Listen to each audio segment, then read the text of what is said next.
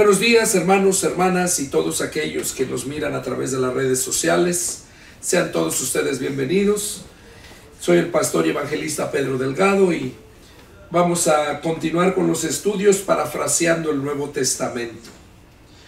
Hoy, este día, domingo 15 de septiembre del año 2024, vamos a continuar con el estudio número 5 y lo vamos a empezar en el capítulo 9 del libro de los Hechos. Estamos en el libro de los Hechos ahorita ya. Vamos a hacer una oración para ponernos en las manos de Dios y que sea Dios quien nos hable. Les invito a que oremos. Padre Celestial, Señor Dios Todopoderoso, Creador del cielo y de la tierra, aquí estamos en esta mañana, Padre, tu siervo y todos aquellos que están allá en este momento prestos para escuchar tu palabra, dirigiéndonos hasta tu trono de la gracia, Señor, para pedirte que en este momento que me dispongo a exponer tu palabra, que Padre seas tú quien hables, seas tú quien nos enseñes. Yo solamente quiero ser un instrumento en tus manos. Úsame, Señor, para gloria bendita de tu nombre, te lo suplico. Habla, Padre, y todos aquellos que están ahorita ya prestos para escuchar tu palabra, te pido que tú pongas vallado alrededor de ellos, para que el diablo no tenga nada que ver, para que no haya ninguna interrupción y tu palabra pueda ser escuchada. Yo me deposito en tus manos, Padre, y para la gloria de tu nombre, te lo pido, Señor, en el nombre de nuestro Señor Jesucristo. Amén. Amén. Gloria a Dios. Bueno, vamos a darle lectura al capítulo 9 del libro de los Hechos. Dice así la palabra del Señor. Saulo, respirando aún amenazas y muerte contra los discípulos del Señor, vino al sumo sacerdote y le pidió cartas para las sinagogas de Damasco, a fin de que se hallase algunos hombres o mujeres de este camino, los trajese presos a Jerusalén. Mas yendo por el camino, aconteció que al llegar cerca de Damasco, repentinamente le rodeó un resplandor de luz del cielo, y cayendo en tierra, oyó una voz que le decía: Saulo, Saulo, ¿por qué me persigues? Él dijo: ¿quién eres, Señor? Y le dije: yo soy Jesús, a quien tú persigues. Dura cosa te es dar coces contra el aguijón. Él, temblando y temeroso, dijo: Señor, ¿qué quieres que yo haga? Y el Señor le dijo: levántate y entra en la ciudad, y se te dirá lo que debes hacer. Y los hombres que iban con Saulo se pararon atónitos, oyendo a la verdad la voz, mas sin ver a nadie. Entonces Saulo se levantó de tierra, y abriendo los ojos no veía a nadie. Así que llevándole por la mano, lo metieron en Damasco, donde estuvo 3 días sin ver, y no comió ni bebió. Bueno, aquí vemos la historia del apóstol Pablo, cómo fue su conversión. Aquí vemos que Pablo era un hombre religioso, amaba mucho a Dios, pero él pensaba que estaba haciendo bien al perseguir a todos aquellos que se decían, y nos seguimos diciendo, hijos de Dios.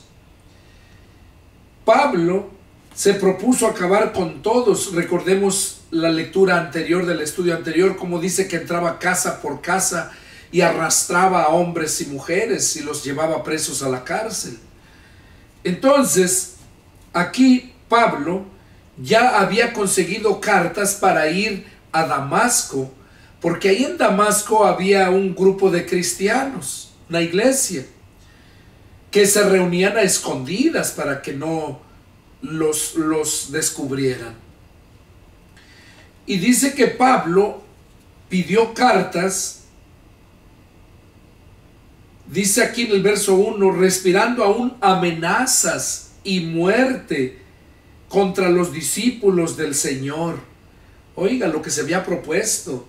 Dice que todavía había en él ese deseo de matarlos, acabar con todos ellos. Y dice que fue y pidió cartas al sumo sacerdote de las sinagogas de Damasco para que se los dieran a los líderes que estaban en Damasco, líderes de la religión de Pablo, de los fariseos. Por eso dice el verso 2, y le pidió cartas para las sinagogas de Damasco. O sea, las cartas como de presentación, para que lo apoyaran y le ayudaran a agarrar presos, acabar con todo el cristianismo que estaba ahí en Damasco. Dice, para que se hallase algunos hombres o mujeres de este camino, o sea, que siguieran a Cristo. A eso se refiere, de este camino. Los trajese presos a Jerusalén. O sea que el hecho de ser cristiano ya era un delito, y por eso los llevaban presos a Jerusalén. Y en eso andaba Pablo. Ya iba bien seguro que se iba a traer de allá un buen grupo de personas. Y dice que cuando él iba por el camino, aconteció que al llegar cerca de Damasco, o sea, antes de entrar a la ciudad de Damasco, repentinamente lo rodeó un resplandor de luz del cielo. Y cayendo en tierra, o sea, él cayó tierra de la luz tan deslumbrante que miró, oyó una voz que le decía, Saulo, Saulo, ¿por qué me persigues? Fíjense lo que les dijo, ¿por qué me persigues? Saulo no estaba persiguiendo al apóstol, al Señor Jesús. Pablo estaba persiguiendo a los cristianos. Pero el Señor mismo dice, allá en los evangelios, dice, el que a ustedes recibe, a mí me recibe. El que a ustedes oye, a mí me oye. Pero el que a ustedes desecha, a mí me desecha. Entonces aquí, por eso Jesús le dijo a Pablo, ¿por qué me persigues? Porque estaba persiguiendo a la iglesia.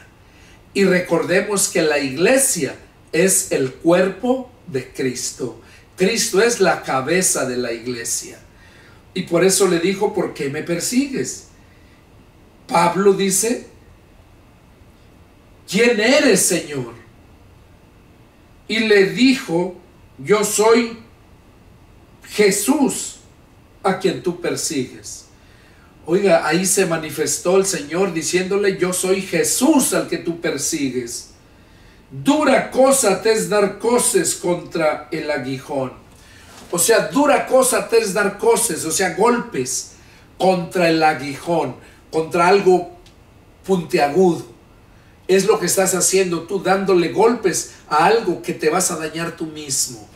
Dura cosa te es dar golpes contra el aguijón.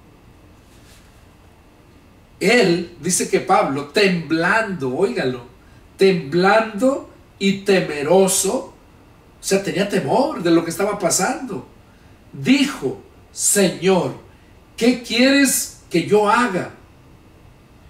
Y el Señor le dijo, levántate y entra en la ciudad y se te dirá lo que debes hacer. ¿Por qué el Señor no le dijo lo que quería que él hiciera? Porque el Señor ya tiene todo tal y como va a ser. Y Él no cambia. El Señor encargó que sus apóstoles, ahí Mateo 28, 19, en Marcos 16, versos 15 y 16, habla donde mandó a predicar el evangelio a sus apóstoles y discípulos. A ellos mandó. Y aquí vemos cómo el Señor le dijo, cuando le preguntó, ¿qué quieres que yo haga? El Señor le dijo, entra a la ciudad y allá se te dirá lo que debes hacer. Porque allá estaba un siervo de Dios, un líder, un pastor en la iglesia que se nombraba Ananías. Y él le dijo, entra a la ciudad y allá tú no te preocupes, allá te van a decir lo que tienes que hacer. Dice, y los hombres que iban con Saulo se pararon atónitos. Dice que se pararon todos confundidos, oían la voz pero no miraban a nadie. Y dice que entonces Saulo se levantó de la tierra, porque dice que cayó a tierra, ¿verdad? Se levantó, pero no podía ver, quedó ciego. Entonces los mismos hombres que iban con él lo metieron a la ciudad. Y dice que al meterlo a la ciudad estuvo 3 días y 3 sin ver y no comió ni bebió. Dice que entró a la ciudad y allá estuvo 3 días sin ver, ciego, y no comió ni bebió.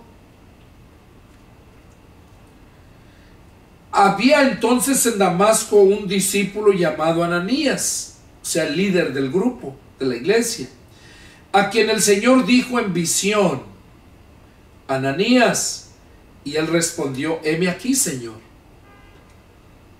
Y el Señor le dijo, levántate y ve a la calle que se llama Derecha, y busca en casa de Judas a uno llamado Saulo, de Tarso, porque he aquí él ora. Y ha visto en visión a un varón llamado Ananías, que entra y le pone las manos encima para que recobre la vista. Entonces Ananías respondió, Señor, he oído de muchos acerca de este hombre, cuántos males ha hecho a tus santos en Jerusalén, y aún aquí tiene autoridad de los principales sacerdotes para prender a todos los que invocan tu nombre. El Señor le dijo, ve, porque instrumento escogido me es este, para llevar mi nombre en presencia de los gentiles y de reyes y de los hijos de Israel. Porque yo le mostraré cuánto le es necesario padecer por mi nombre. Aquí vemos cómo el Señor Jesús estaba mandando a Ananías, que era el líder de la iglesia, el pastor, y le dijo que fuera a ese lugar, a esa casa, la casa que se llama Derecha, dice,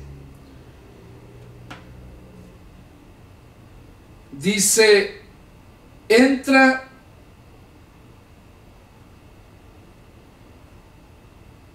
la calle que se llama Derecha y busca en casa de Judas a uno llamado Saulo. O sea, Saulo lo habían llevado a la casa de uno que se nombraba Judas, y la calle donde él vivía se nombraba Derecha. Y eso, hasta eso le dio Jesús la dirección a Ananías, para que no perdiera tiempo buscándola, que fuera directo a lo que tenía que ir a hacer. Entonces Ananías, al responder aquí, tenía miedo, no quería ir. Le dijo al Señor, he oído de muchos acerca de este hombre, cuánto daño ha hecho a tus santos en Jerusalén, y que aún aquí en Damasco tiene cartas de los sumos sacerdotes para aprender a todos aquellos que invocan tu nombre. No quería ir, le tenían temor. Era el terror, Pablo, de la iglesia. Pero el Señor mismo le dijo, ve. O sea, no te estoy diciendo si quieres, te estoy mandando que vayas. Le dijo, ve, porque instrumento escogido me es este. Ahí nos damos cuenta que es el Señor quien nos escoge para un propósito, para un trabajo. No es el hombre el que escoge, sino Dios es el que escoge. Recordemos cuando el Señor fue bautizado en el río Jordán por Juan el Bautista, cómo después de la tentación, ¿verdad?, de 40 días y 40 noches que estaba en el desierto y fue tentado por el diablo, dice que después de eso anduvo ahí en Galilea, anduvo por el mar, ¿y qué hizo? Llamó a sus apóstoles. Fue cuando escogió, él fue el que los llamó, a sus 12 apóstoles. Y aquí vemos entonces cómo le dice a Ananías: ve, porque instrumento escogido me es este. Y eso es precisamente lo que todo cristiano venimos a hacer, unos instrumentos, algo que se puede usar para un propósito, para un servicio.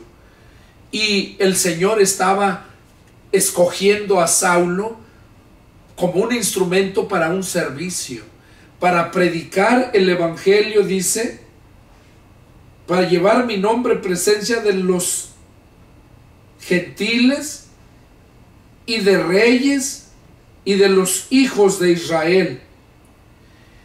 O sea que Pablo fue escogido para llevar el evangelio a los gentiles, a los reyes y a todos los hijos de Israel. Dice: porque yo le mostraré cuánto le es necesario padecer por mi nombre.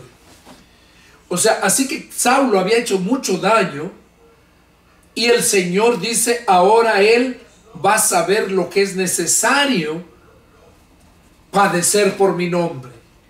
O sea, no es que si quieres. En otro pasaje dice el Señor que es necesario que a través de muchas tribulaciones entremos al reino de Dios. Eso lo dice ya en las cartas Pablo. Y dice, aquí vemos entonces, dice: porque yo le mostraré cuánto le es necesario padecer por mi nombre. O sea, es necesario. Fue entonces Ananías y entró en la casa, y poniendo sobre él las manos dijo: hermano Saulo, el Señor Jesús, que se te apareció en el camino por donde venías, me ha enviado para que recibas la vista y seas lleno del Espíritu Santo. Y al instante le cayeron de los ojos como escamas, y recibió al instante la vista. Y levantándose fue bautizado. Aquí vemos entonces cómo Pablo ya estaba en oración. Dice que esos días estuvo orando 3 días. No comió ni bebió, no podía ni ver. Y cómo cuando el Señor escogió a Ananías, que le dijo, dice que Ananías le dijo, dice: ve a este lugar. Dice: ahí está el hermano Saulo. Lo dice en el verso 11.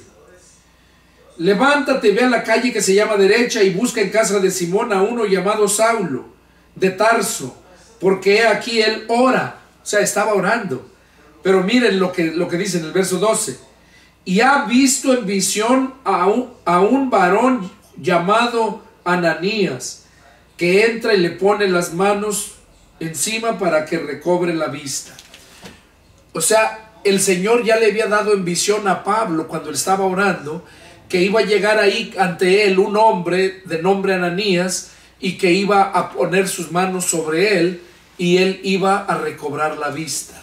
O sea, el Señor ya le había dado eso en visión a Pablo, y por eso a Ananías le estaba diciendo: ve y hazlo. Dice, y Ananías no quería ir. Ya vemos lo que leímos ahí, ¿verdad? Y el Señor le dijo: tú ve, dice, porque instrumento escogido me es este, y le voy a mostrar lo que debe de padecer por mi causa.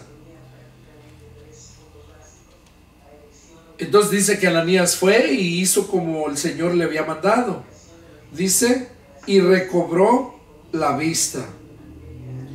Por eso en el verso 17 dice: entonces Ananías entró en la casa y poniendo sobre él las manos dijo: hermano Saulo. Oigan, ahí le dijo que el Señor Jesús, que se le había aparecido en el camino, lo había enviado para que recobrara la vista. Aquí le dice: el Señor Jesús que te apareció en el camino por donde venías, me ha enviado para que recibas la vista y seas lleno del Espíritu Santo. Y dice que al momento le cayeron de los ojos como escamas, lo que lo estaba impidiendo la visión. Y ya empezó a mirar y recibió al instante la vista. Y luego que recibió la vista, cuando se levantó, fue bautizado. Fue bautizado, ¿por qué? Por el Espíritu Santo. El Espíritu Santo entró en él. Ese es el bautismo del Espíritu Santo. Por eso tenía que ir a Ananías para que orara por él, recibiera la sanidad y el Espíritu Santo, el poder. Y eso pasa con todos aquellos nosotros que hemos creído verdaderamente. Eso hablaba yo con mi esposa hoy esta mañana, que cuando un verdadero cristiano, cuando una persona de verdad se convierte a Cristo, nunca le da la espalda a Dios. Porque en nuestro caminar que llevamos desde el 92, he visto muchos que dizque cristianos andar en el mundo, que volvieron atrás. ¿Pero por qué? Pablo mismo dice: salieron de nosotros porque no eran de nosotros. Si hubieran sido de nosotros, hubieran permanecido con nosotros. Por eso es que la gente que vuelve al mundo es porque nunca se ha convertido. Nunca. Ha sido quizás hasta convencido, pero nunca convertido. Porque la palabra es para exponerla y para que nos convenza. Pero ya la decisión de convertirte ya la tomas tú. De si aceptas, invitas a que el Señor Jesús entre a tu corazón para que reine sobre ti, te dirija tu vida. Y esa tu corazón es, como le decía anteriormente, la mente. Él es dice que por eso Pablo dice en otro pasaje que nosotros tenemos la mente de Cristo. Claro, porque Él es el que llega, entra a nuestra mente, que es el corazón del alma, y de ahí se toman todas las decisiones. Y cuando nosotros hacemos al Señor Jesús Señor de nuestra vida, Él es el Señor de nosotros y Él se encarga de nosotros. Él pelea por nosotros, Él provee para nosotros. Eso es lo que hace. Y nunca le damos la espalda a Cristo. No que nunca pecamos, porque pecamos. La Biblia dice que no hay hombre que viva y que no haya pecado. No hay. Todos hemos pecado. Romanos 6:23 dice: por cuanto todos pecaron, están destituidos de la gloria de Dios. En Romanos 3:23. Y Romanos 6:23 dice: porque la paga del pecado es la muerte. Y nosotros estábamos muertos en nuestros delitos y pecados. Pero a eso vino Cristo, a darnos vida, a resucitarnos de los muertos. Cuando verdaderamente entra Cristo, que es la vida, a nuestro corazón, pues entra la vida. Y ya tenemos la vida eterna, porque Cristo es la vida eterna. Él dijo: yo soy el camino, yo soy la verdad y yo soy la vida. Nadie viene al Padre si no es por mí. Es ahí la importancia de estar seguros que verdaderamente el Espíritu de Cristo está en nosotros. Y tú lo vas a saber si está en ti por el cambio de vida que hace en la persona cuando verdaderamente se rinde a Cristo y lo hace su Señor y su Salvador. Aquí vamos a ver, estamos viendo en la conversión del apóstol Pablo. Vemos quién era Pablo: un perseguidor de la iglesia de Cristo. Era un religioso, un fanático. Era muy intelectual, era muy sabio, pero era sabiduría de este mundo. Entonces, Pablo, cuando tiene el encuentro con Cristo, ahí vemos, lo leímos aquí donde dice que el Señor lo escogió para predicar a los gentiles y para llevar su nombre a los reyes y a los hijos de Israel. Porque los hijos de Israel no creían y no le creyeron, de hecho. Por esa razón, por eso lo crucificaron. Recordemos que Jesús se le apareció a Pablo y ya estamos hablando como unos 20, 30 años después de de la muerte de Cristo. Porque Pablo andaba siempre persiguiendo a la iglesia. Después de que Cristo subió a los cielos, Pablo se propuso acabar con todos los cristianos. Pero vemos aquí entonces cómo Jesús mismo le dijo a Ananías que era un instrumento que había escogido para ese propósito.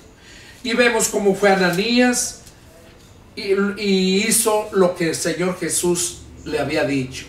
Y en ese momento que Ananías puso las manos sobre Pablo, dice que recobró la vista y fue bautizado. Fue bautizado por el Espíritu Santo, no en agua. Ahí dice que fue por el Espíritu Santo, porque fue cuando recibió el poder. Y seguimos leyendo. Y habiendo tomado alimento, porque acuérdense que llevaba ya 3 días que no comía ni veía y se la pasaba orando. Y habiendo tomado alimento, recobró fuerzas y estuvo Saulo por algunos días con los discípulos que estaban en Damasco. O sea, de ahí se convirtió a Cristo y ahí se quedó con los discípulos de Damasco. O sea, se reunió con la iglesia. Y sigue. Enseguida predicaba a Cristo en las sinagogas diciendo que este era el Hijo de Dios. Oigan, qué valentía. Llegó allá, tenía las cartas de los sumos sacerdotes para que los que estaban en Damasco, los mismos religiosos líderes, le ayudaran para prender a todos a los que predicaban a Cristo, los que creían en Jesús. Y dice que aquí, después de que se convirtió Pablo, llegó, se reunió con los hermanos de ahí, de Damasco. Es lo que leímos aquí en el verso 19, donde dice: y habiendo tomado alimento, recobró fuerzas, y estuvo Saulo por algunos días con los discípulos que estaban en Damasco. Enseguida predicaba a Cristo en las sinagogas, diciendo que este era el Hijo de Dios. Y todos los que le oían estaban atónitos y decían: ¿no es este el hombre? ¿No es este el que asolaba en Jerusalén a los que invocaban su nombre? Y a eso vino aquí, para llevarlos presos ante los principales sacerdotes. Pero Saulo mucho más se esforzaba y confundía a los judíos que moraban en Damasco,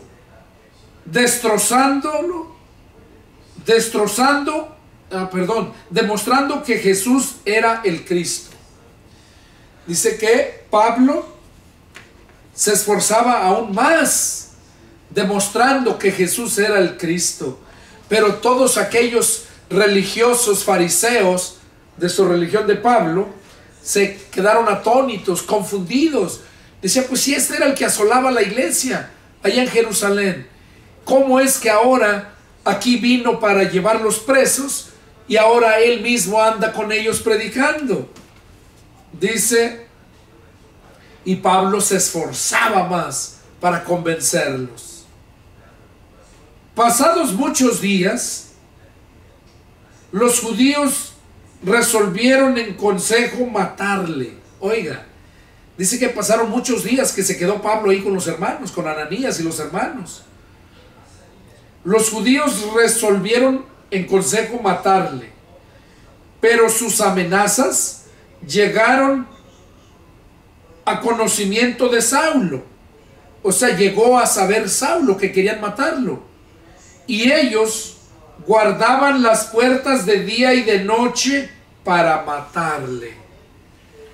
O sea, recordemos que las ciudades en aquel tiempo estaban amuralladas, o sea, estaban como con barda, con muros muy altos.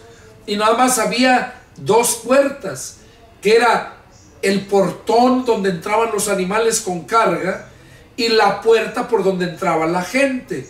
Que por cierto, esa puerta donde entraba la gente se llamaba aguja. Es ahí donde el Señor dijo que es más fácil que un camello pase por el ojo de la aguja que un rico se salve. No se refería literal a una aguja de las que conocemos nosotros que se usa para coser ropa, no. Aguja se refería a esa puerta de entrada donde solamente los hombres podían entrar, no bestias, ningún animal. La puerta ancha era para los animales y la puerta angosta, la aguja, era para los hombres.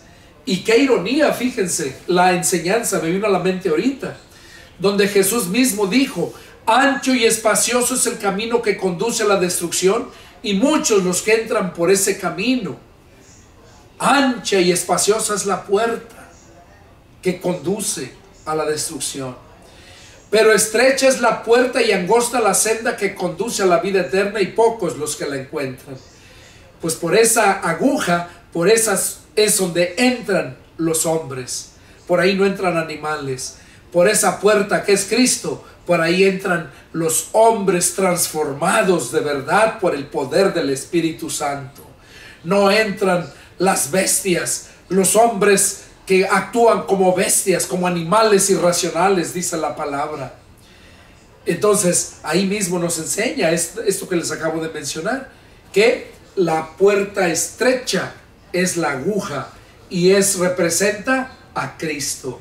Porque Juan 10:9 Jesús dijo: yo soy la puerta, el que por mí entre será salvo, y entrará y saldrá y hallará nuevos pastos, o sea, la vida nueva, cielos nuevos y tierra nueva, que nos habla Juan en Apocalipsis 21. Seguimos leyendo.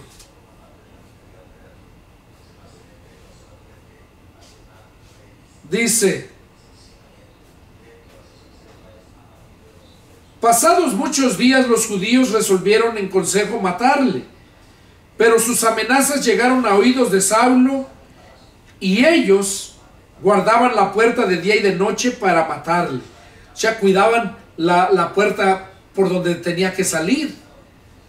Por ahí nada más tenía que salir, y la guardaban para que en cuanto saliera lo mataran. Entonces los discípulos, o sea los cristianos, tomándole de noche, le bajaron por el muro, descolgándose en una canasta. Oigan, los hermanos, al darse cuenta que querían matar a Saulo, dice que lo descolgaron en la noche, lo descolgaron en una canasta, porque Pablo ya quería salir de ahí, quería ir a otros lados. Y dice que lo descolgaron por el muro, descolgando en una canasta. Y ya de ahí Saulo se regresó a Jerusalén. Vamos a seguir leyendo. Cuando llegó a Jerusalén, trataba de juntarse con los discípulos, pero todos le tenían miedo, no creyendo que fuese discípulo. Entonces Bernabé, tomándole, lo trajo a los apóstoles y les contó cómo Saulo había visto en el camino al Señor, el cual le había hablado, y cómo en Damasco había hablado valerosamente en el nombre de Jesús, y estaba con ellos en Jerusalén, y entraba y salía. O sea, se juntó con los apóstoles y ahí estaba con ellos, y entraba y salía. Dice, porque Esteban se dio cuenta de todo, y él fue el que lo llevó.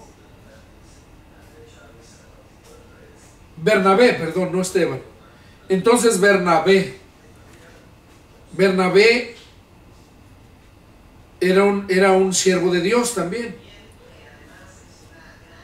Seguimos leyendo, verso 29. Y hablaba denodadamente en el nombre del Señor, y disputaba con los griegos, pero estos procuraban matarle. Oiga, como ahí en Jerusalén hablaba, dice, denodadamente, o sea, alocadamente, o sea, sin miedo, con esa pasión, hablaba Pablo la palabra en el nombre del Señor y disputaba con los griegos, porque según los griegos eran los más grandes filósofos, los más sabios, y Pablo disputaba con los griegos, pero estos procuraban matarle. Cuando supieron esto, los hermanos le llevaron hasta Cesarea y le enviaron a Tarso. O sea, allí después de que estuvo en Jerusalén, dice que predicaba y disputaba con los griegos. Estos querían matarle porque se sentían traicionados. Y cuando los hermanos de ahí de Jerusalén supieron lo que querían hacerle, ¿qué dice? Le llevaron hasta Cesarea. Y le enviaron a Tarso, o sea, a su lugar de origen. Pablo era de la ciudad de Tarso de Cilicia. Y aquí vemos cómo lo enviaron hasta allá. Entonces las iglesias tenían paz por toda Judea, Galilea y Samaria, y eran edificadas, andando en el temor del Señor, y se acrecentaban fortalecidas por el Espíritu Santo. Pues sí, ¿cómo no iban a tener paz? Pues el que las asolaba, el que alborotaba todo, que era Pablo, ya se había convertido a Cristo. Entonces ya disfrutaban las iglesias de esa paz, de que ya no había persecución. Y Pablo entonces llegó a Tarso. Allá estuvo en Tarso.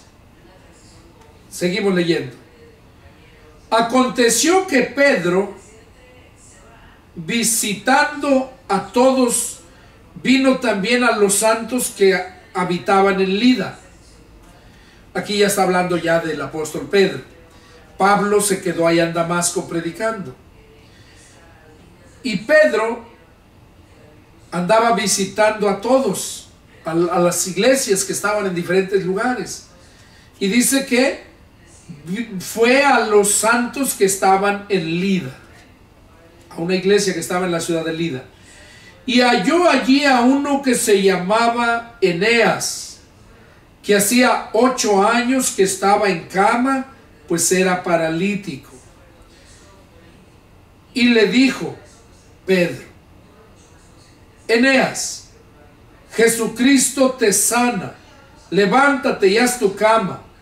Y enseguida se levantó. Y le vieron todos los que habitaban en Lida y en Sarón, los cuales se convirtieron al Señor.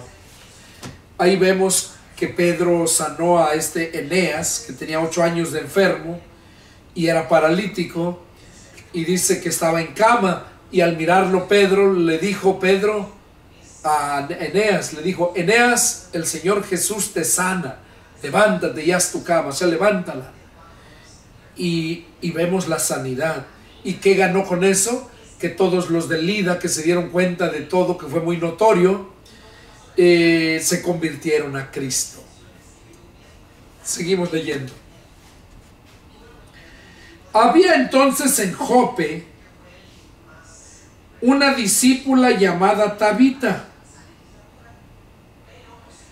que traducido quiere decir Dorcas.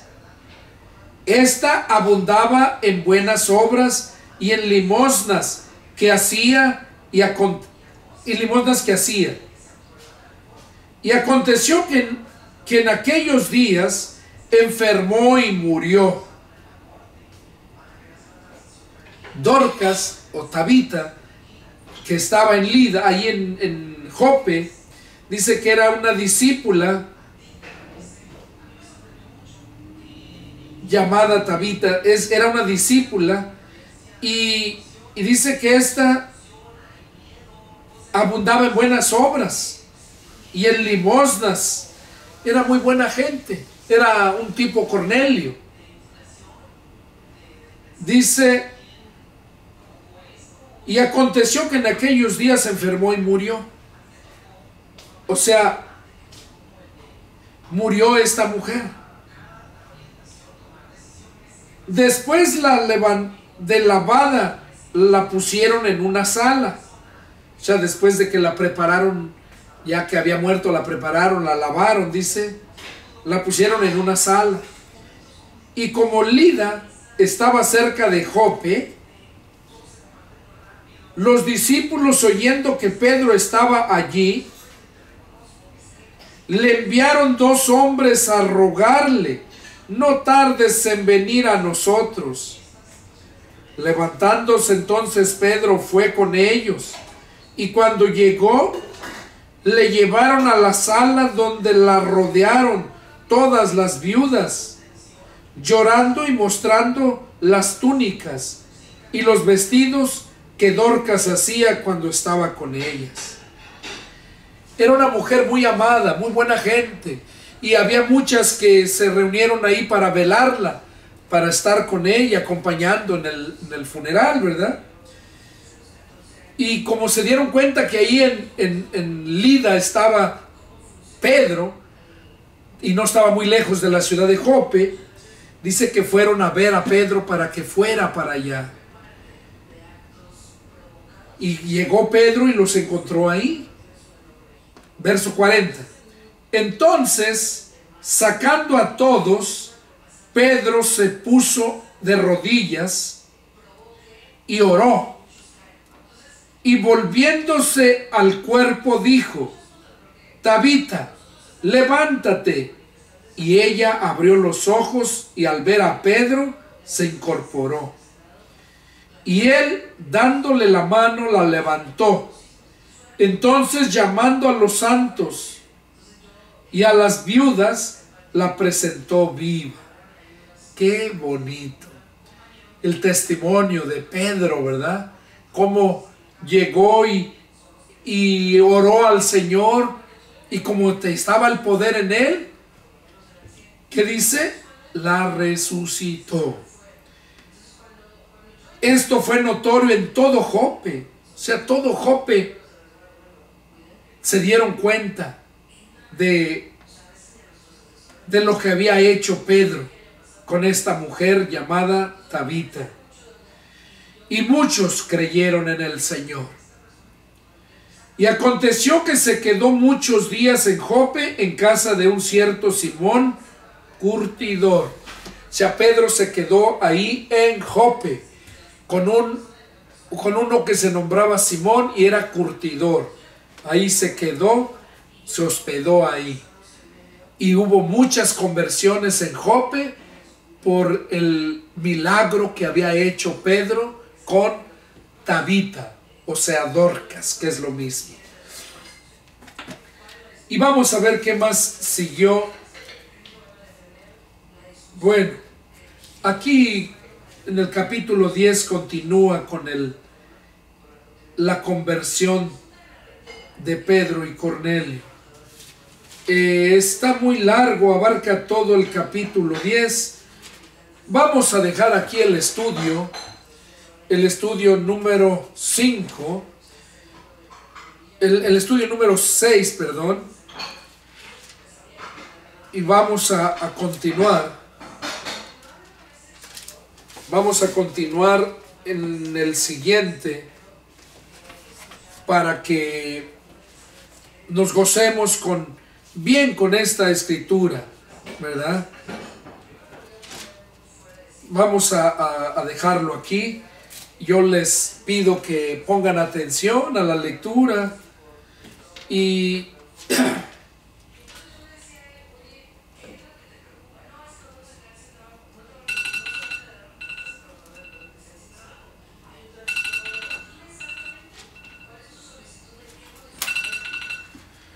bueno, este fue el estudio que tuvimos hoy, este día, ¿verdad?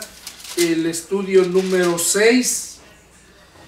Espero que se diviertan, se gocen con la palabra y que Dios haga la obra por el cual es enviada esta palabra. Que Dios los bendiga y nos vemos la próxima. Adiós.